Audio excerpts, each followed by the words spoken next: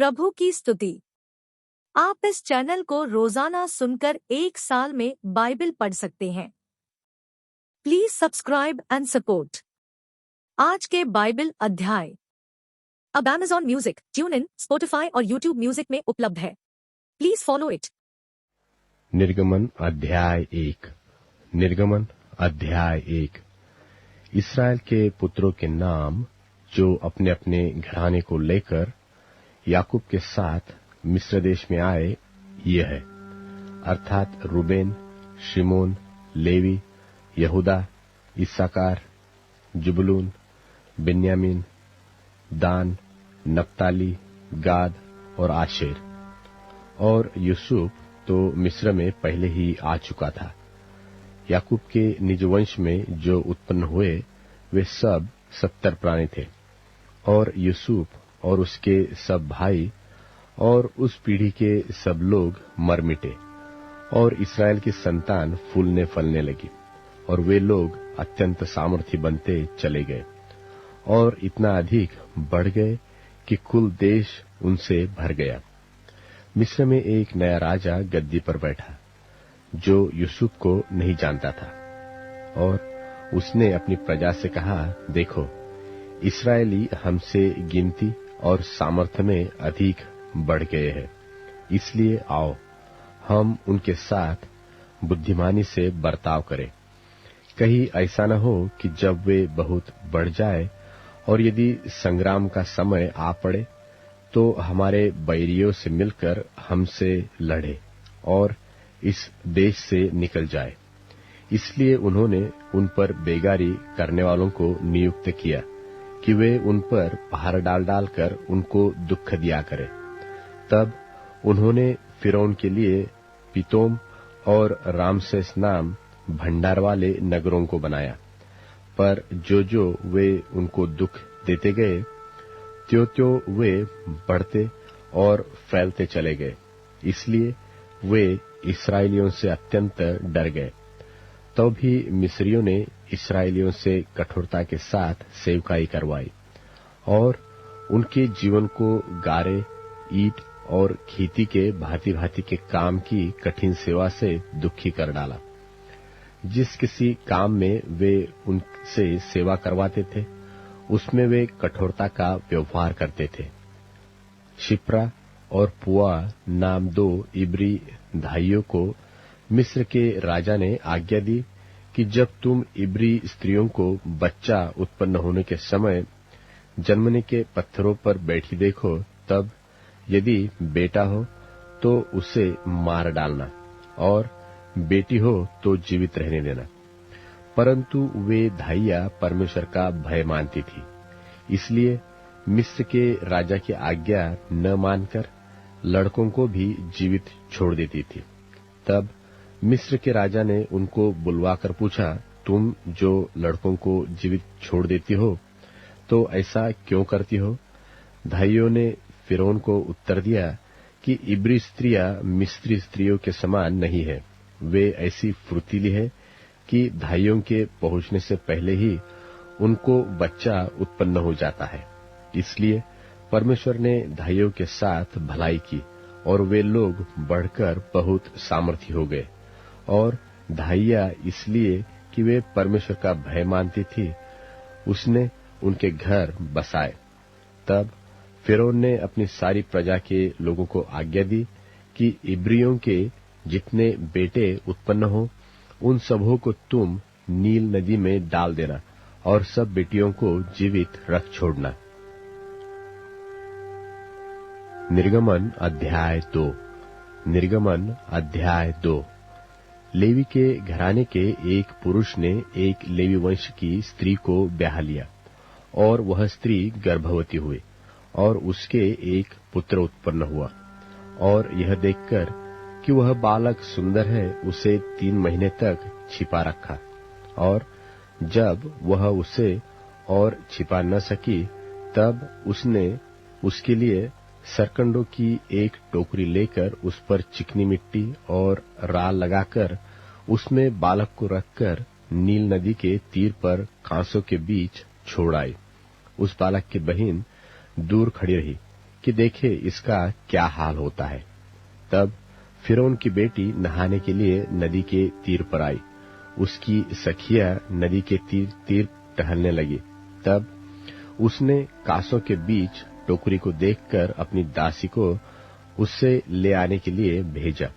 तब उसने उसे खुलकर देखा कि एक रोता हुआ बालक है। तब उसे तरस आया और उसने कहा, यह तो किसी इब्री का बालक होगा। तब बालक की बहन ने फिरौन की बेटी से कहा, क्या मैं जाकर इब्री स्त्रियों में से किसी भाई को तेरे पास बुला ले आऊं, जो तेरे लिए बालक को दूध पिलाया करे? फिरौन की बेटी ने कहा, जा। तब लड़की जाकर बालक की माता को बुला ले आई। फिरौन की बेटी ने उससे कहा, तू इस बालक को ले जाकर मेरे लिए दूध पिलाया कर, और मैं तुझे मजदूरी दूंगी। तब वह स्त्री बालक को ले जाकर दूध पिलाने लगी। जब बालक कुछ बड़ा हुआ, तब वह उसे फिरौन की बेटी के पास ले गई, और वह उसका बेटा ठहरा। और उसने यह कहकर उसका नाम मूसा रखा कि मैंने इसको जल से निकाल लिया। उन दिनों में ऐसा हुआ कि जब मूसा जवान हुआ और बाहर अपने भाई बंधुओं के पास जाकर उनके दुखों पर दृष्टि करने लगा, तब उसने देखा कि कोई मिस्री जन मेरे एक इब्री भाई को मार रहा है। जब उसने इधर उधर देखा कि कोई नहीं है, तब उस मिस्री को मार डाला और बालू में छिपा दिया। फिर दूसरे दिन बाहर जाकर उसने देखा कि दो इब्री पुरुष आपस में मारपीट कर रहे हैं। उसने अपराधी से कहा, तू अपने भाई को क्यों मारता है? उसने कहा, किसने तुझे हम लोगों पर हाकिम और न्याय ठहराया? जिस भांति तूने मिस्री को घात किया, क्या उसी भांति तू मुझे भी घात करना चाहता है?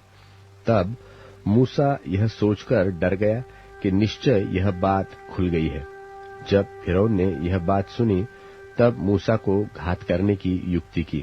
तब मूसा फिरौन के सामने से भागा और मिद्यान देश में जाकर रहने लगा, और वह वहां एक कुएं के पास बैठ गया। मिद्यान के याजक की 7 बेटियां थी, और वे वहां आकर जल भरने लगी कि कठौतों के भर के अपने पिता की भेड़ बकरियों को पिलाए। तब चरवाहे आकर उनको हटाने लगे। इस पर मूसा ने खड़ा होकर उनकी सहायता की और भेड़ बकरियों को पानी पिलाया। जब वे अपने पिता रूएल के पास फिर आए, तब उसने उनसे पूछा, क्या कारण है कि आज तुम ऐसी फुर्ती से आ गई हो? उन्होंने कहा, एक मिस्री पुरुष ने हमको चरवाहों के हाथ से छुड़ाया और हमारे लिए बहुत जल भर के भेड़ बकरियों को पिलाया।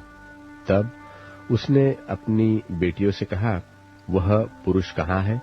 तुम उसको क्यों छोड़ आई हो? उसको बुला ले आओ कि वह भोजन करे। और मूसा उस पुरुष के साथ रहने को प्रसन्न हुआ। उसने उसे अपनी बेटी सिप्पोरा को ब्याह दिया, और उसके एक पुत्र उत्पन्न हुआ।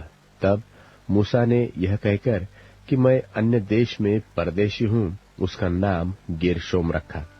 बहुत दिनों के बीतने पर मिस्र का राजा मर गया, और इस्राएली कठिन सेवा के कारण लंबी लंबी सांस लेकर आहे भरने लगे और पुकार उठे, और उनकी दोहाई जो कठिन सेवा के कारण हुई, वह परमेश्वर तक पहुंची।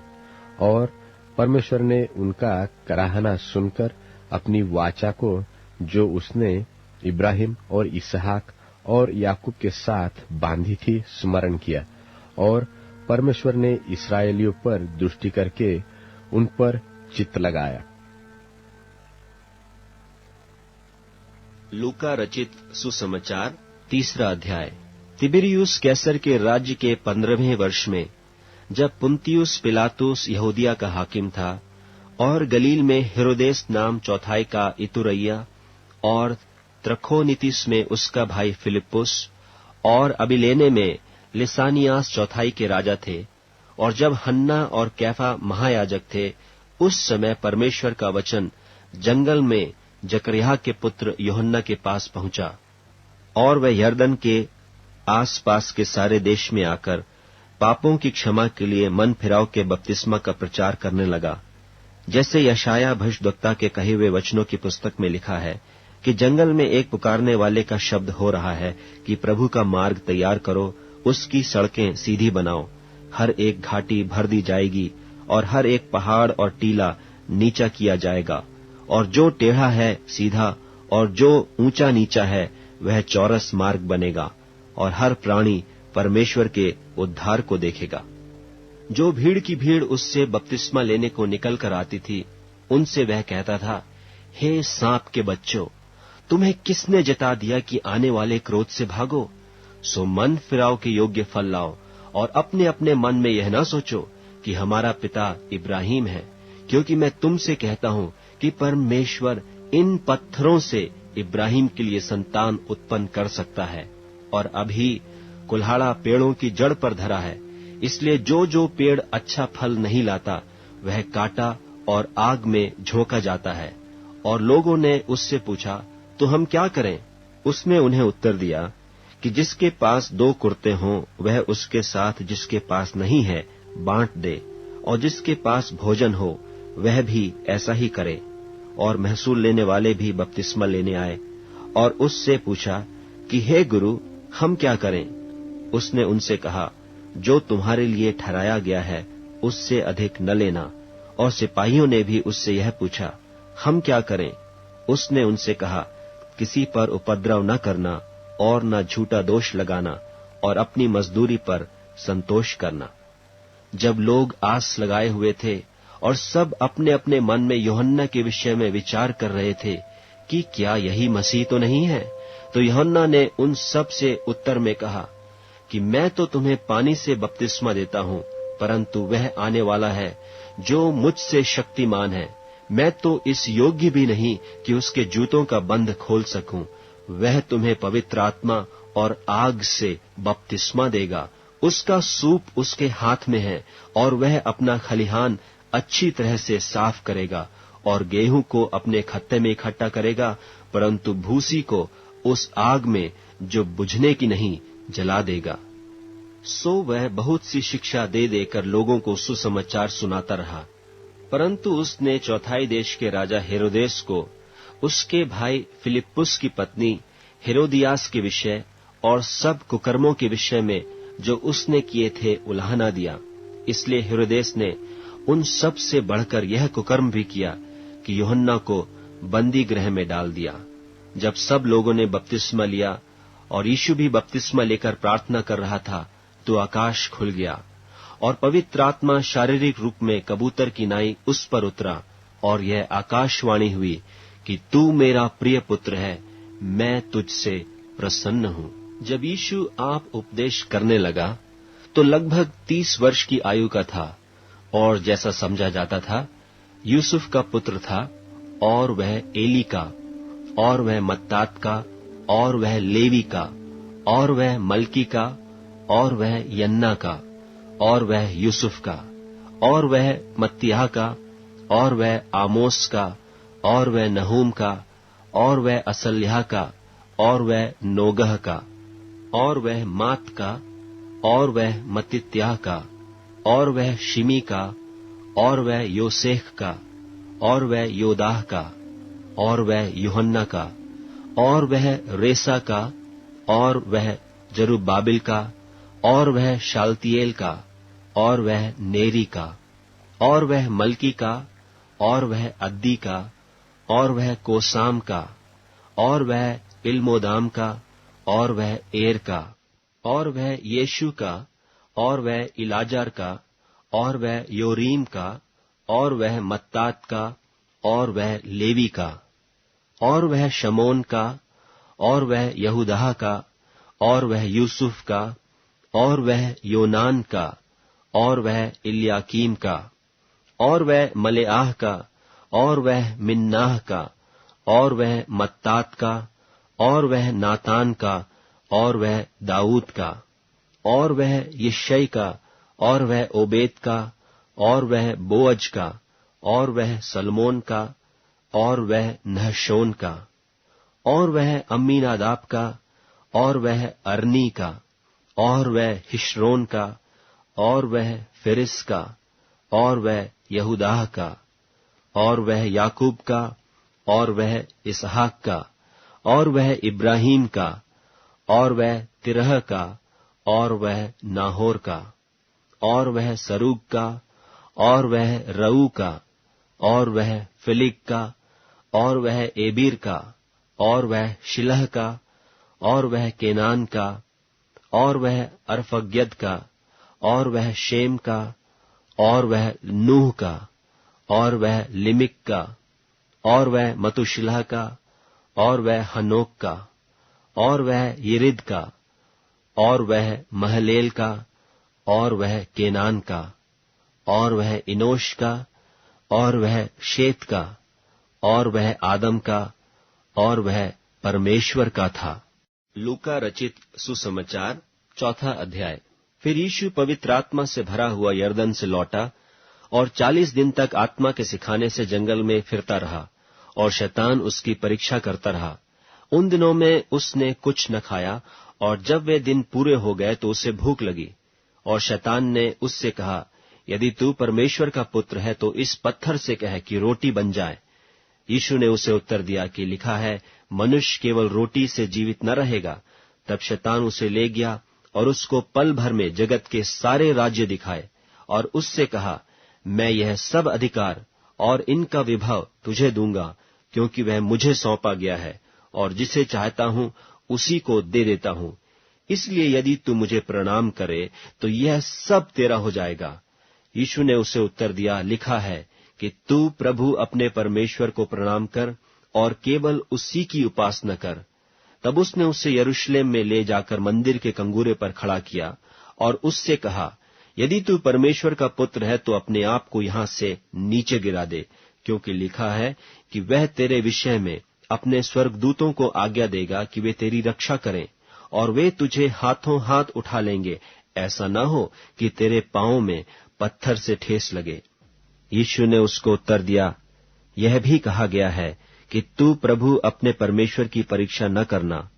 तब शैतान सब परीक्षा कर चुका, तब कुछ समय के लिए उसके पास से चला गया।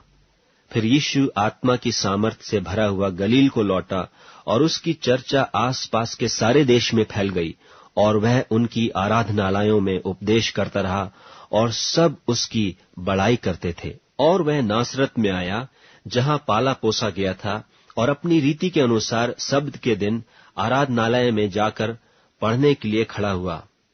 यशायाह भविष्यद्वक्ता की पुस्तक उसे दी गई, और उसने पुस्तक खोलकर वह जगह निकाली जहां यह लिखा था कि प्रभु का आत्मा मुझ पर है, इसलिए कि उसने कंगालों को सुसमाचार सुनाने के लिए मेरा अभिषेक किया है, और मुझे इसलिए भेजा है कि बंधुओं को छुटकारे का और अंधों को दृष्टि पाने का सुसमाचार प्रचार करूं, और कुचले हुओं को छुड़ाऊं, और प्रभु के प्रसन्न रहने के वर्ष का प्रचार करूं।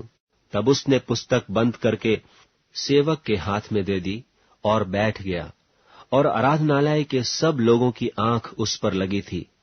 तब वह उनसे कहने लगा कि आज ही यह लेख तुम्हारे सामने पूरा हुआ है। और सब ने उसे सराहा, और जो अनुग्रह की बातें उसके मुंह से निकलती थीं, उनसे अचंभा किया, और कहने लगे, क्या यह यूसुफ का पुत्र नहीं? उसने उससे कहा, तुम मुझ पर यह कहावत अवश्य कहोगे कि हे वैद्य, अपने आप को अच्छा कर।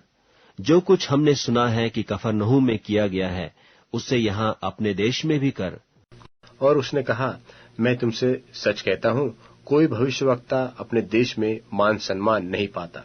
और मैं तुमसे सच कहता हूँ कि एलिय्याह के दिनों में जब 3.5 वर्ष तक आकाश बंद रहा, यहाँ तक कि सारे देश में बड़ा अकाल पड़ा, तो इस्राएल में बहुत सी विधवाएं थीं, पर एलिय्याह उनमें से किसी के पास नहीं भेजा गया, केवल सैदा के सारफत में एक विधवा के पास। और एलीशा भविष्यद्वक्ता के समय इस्राएल में बहुत से कोढ़ी थे, पर नामान सूरियानी को छोड़ उनमें से कोई शुद्ध नहीं किया गया।